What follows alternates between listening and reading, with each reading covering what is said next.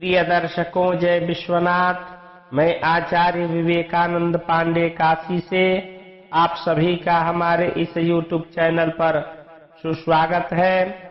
इस वीडियो में गंगा दशहरा का महत्व एवं पृथ्वी लोक में गंगा अवतरण की पुण्यमयी कथा को श्रवण करेंगे।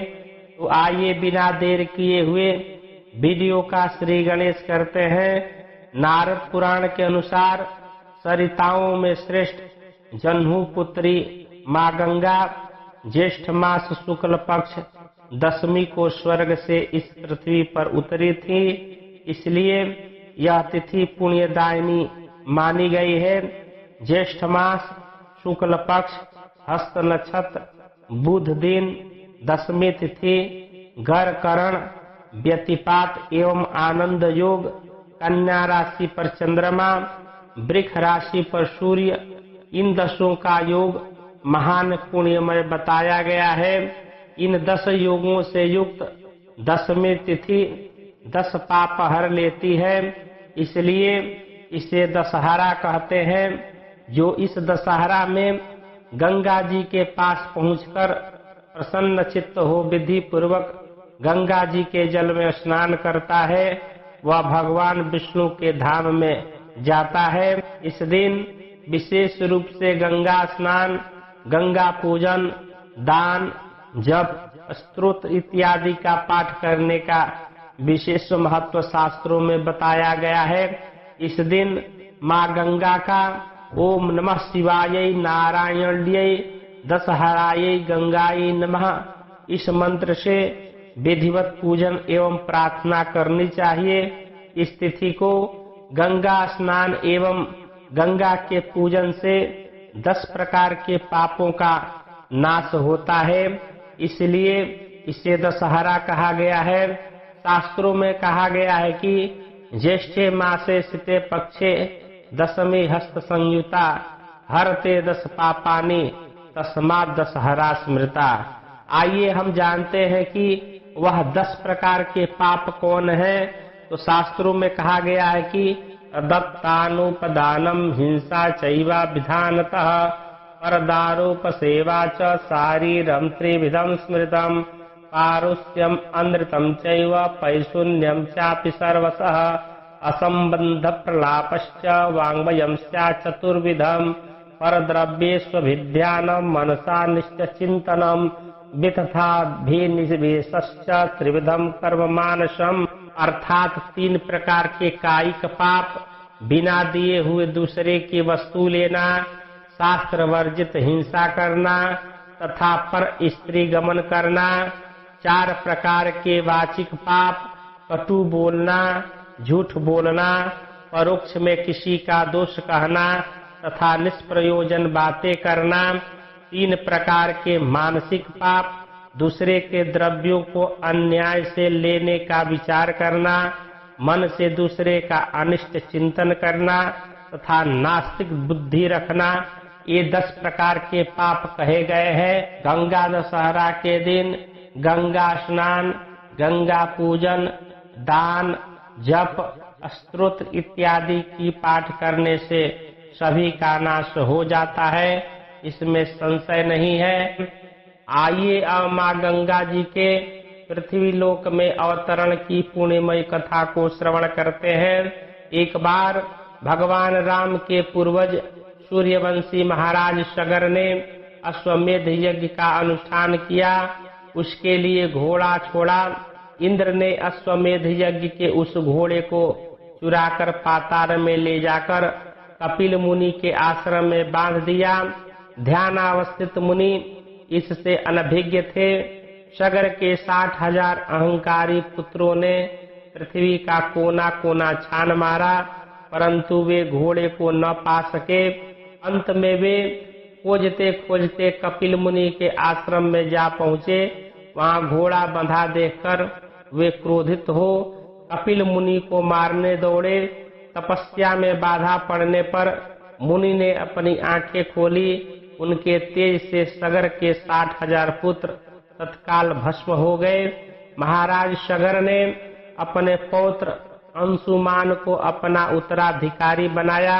अंशुमान कपिल मुनि के आश्रम में आए तथा उनकी स्तुति की। उनकी विनय से प्रसन्न होकर कपिल मुनि बोले, अंशुमान, घोड़ा ले जाओ और अपने पितामह का यज्ञ संपन्न कराओ। ये सगर पुत्र उदंड, अहंकारी और अधार्मिक थे।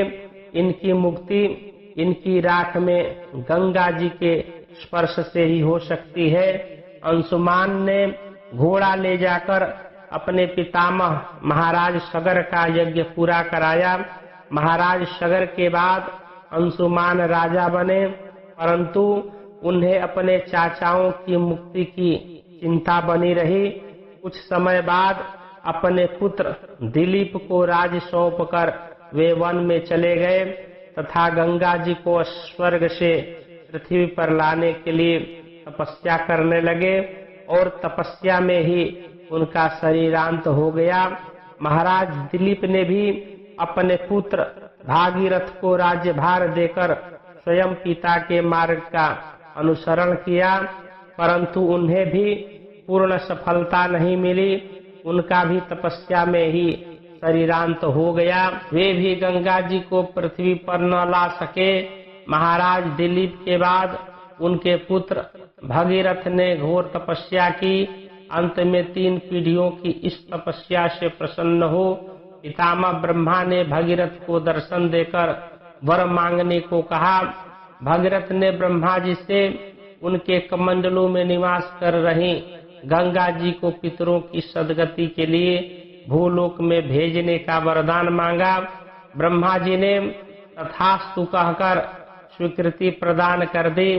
गंगा जी ने भगीरथ को पृथ्वी पर आने का वचन प्रदान करते हुए कहा, मेरा वेग अत्यंत तीव्र होने के कारण मैं पृथ्वी को पार कर पाताल लोक में चली जाऊंगी। भगवान शिव जी ही मेरे वेग रोकने की शक्ति सामर्थ्य रखते हैं, अतः वेग रोकने के लिए पहले तुम उन्हें प्रसन्न करो। गंगा जी की आज्ञा से महाराज भगीरथ ने भगवान शिव को प्रसन्न करने के लिए घोर तप किया। उनके तप से प्रसन्न होकर भगवान शंकर ने गंगा जी के वेग को रोक लेने का भगीरथ को आश्वासन दिया। शिव जी से वरदान पाकर जब भगीरथ ने गंगा जी से मृत्युलोक में पदार्पण करने की प्रार्थना की तो गंगा जी ने अपने वेग से भगवान शिव को भी पाताल ले चलने का विचार किया। शिव जी ने गंगा के अभिप्राय को समझ लिया। अतएव जब गंगा जी अत्यंत प्रबल वेग से उनके शीश पर गिरने लगी, तब शिव जी ने अपनी योग शक्ति से वेग को रोककर उन्हें जटाजूट में विलीन कर लिया। चिरकाल तक शिव जी वेग की शांति के निमित्त गंगा जी को जटाजूट में रोके रहे। पृथ्वी पर एक बूंद भी नहीं गिर सकी। इसी कारण गंगा का नाम हरमौली विहारिणी पड़ा। जटाजूट में ही गंगा विलय के सदृश्य से व्याकुल होकर राजा भगीरथ ने पुनः शिव स्तुति की। शिव जी प्रसन्न हो गए और उन्होंने अपनी एक जटा से गंगा को धारा रूप में प्रवाहित कर दिया। इस प्रकार गंगा जी पृथ्वी की ओर चली। अब आगे आगे राजा भगीरथ का रथ और पीछे पीछे माँ गंगा जी थी। रास्ते में पड़ने वाले विशाल वृक्षों और पर्वतों को अपने प्रबल वेग से गंगा जी बहाकर ले जा रही थी। उसी मार्ग में उग्र तपा जन्हू मुनि का आश्रम था। वे यज्ञ कर रहे थे।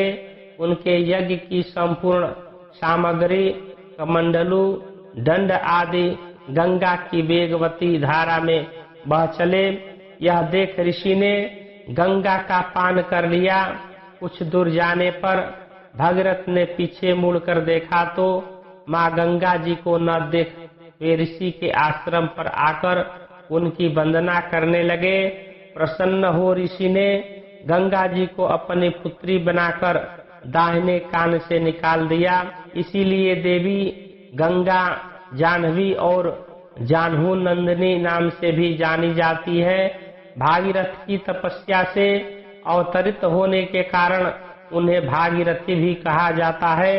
इसके बाद भगवती भागीरथी गंगा जी मार्ग को हरा भरा एवं सस्य श्यामल करती हुई अनेक तीर्थों में होती हुई काशी दर्शन के लोभवश प्रयाग से कुछ विषम मार्ग से बहती विश्वनाथ नगरी में आई और काशी सेवन के अनंतर आगे चलती चलती कपिल मुनि के आश्रम में पहुंची, जहां महाराजा भागीरथ के 60,000 पूर्वज भस्म की ढेरी बने पड़े थे।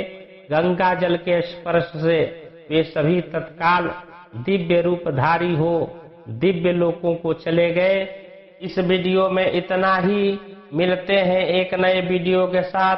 वीडियो को लाइक कर कमेंट में ओम गंगायै नमः अवश्य लिखें तथा अभी तक हमारे इस YouTube चैनल से नहीं जुड़े हैं तो जुड़ने के लिए चैनल को सब्सक्राइब कर बेल आइकन को अवश्य दबा दें, ताकि हमारे द्वारा प्रस्तुत ज्योतिष वास्तु व्रत पर्व कर्मकांड संबंधित शास्त्रोक्त वीडियो आपको सदैव प्राप्त होता रहे। जय विश्वनाथ, हर हर महादेव, नमस्कार।